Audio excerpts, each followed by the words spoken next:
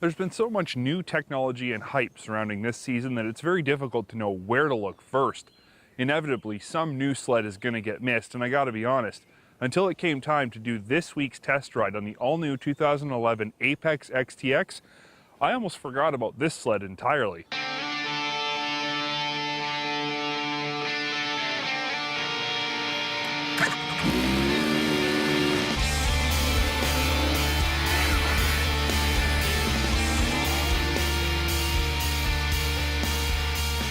And one thing no manufacturer wants to hear is that their sled is forgettable.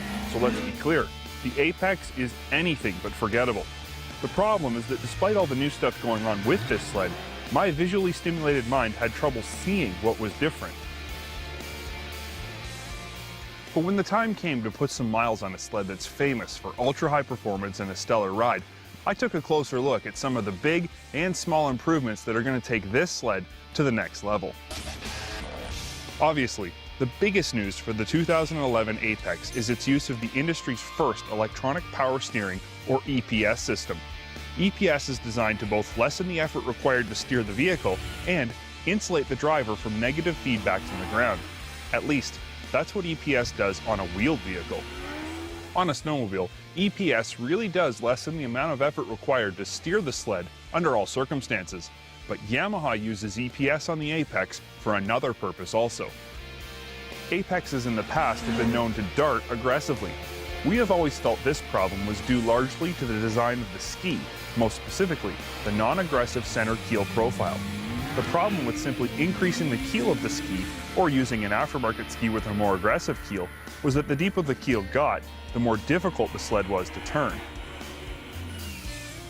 Clearly, EPS was the answer. And after extensive testing, I can honestly say this sled darts less and requires less steering effort than any other four-stroke Yamaha I've ever ridden. The fact that EPS adds weight to the front of the sled doesn't seem to be an issue at all.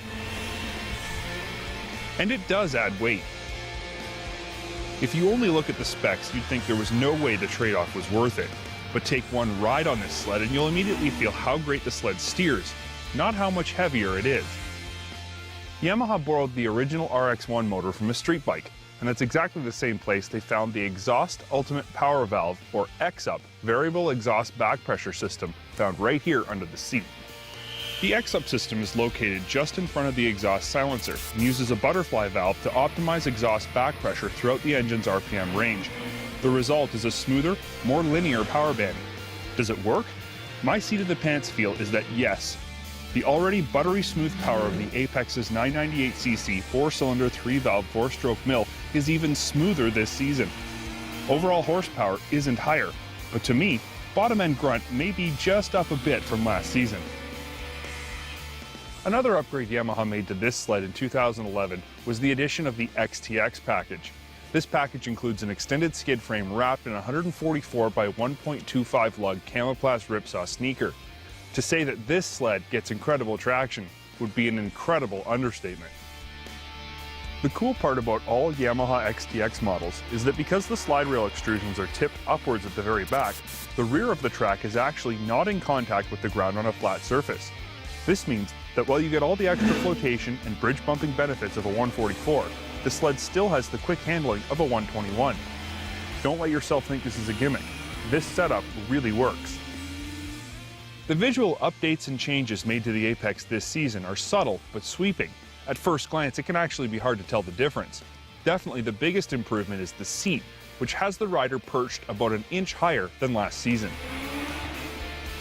This small improvement provides big payoffs and actually allows the rider to stretch their legs out a bit more, but it's left us wondering, why redesign the sled and not change the riding position even more? The Apex ergonomics remain very rider back and are not nearly as comfortable for bigger riders or aggressive riding as other, more rider forward designs.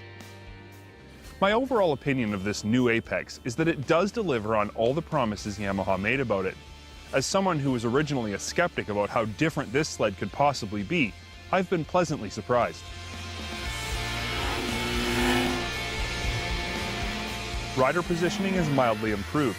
The 144 skid gets wicked traction and doesn't kill handling. X-Up has smoothed out the power band, and EPS combined with the new ski has lessened darting and steering effort while improving precision. I strongly suggest any 150 horsepower four-stroke customer take a serious look at the all-new 2011 Yamaha Apex XTX. This is the best Apex Yamaha has ever made.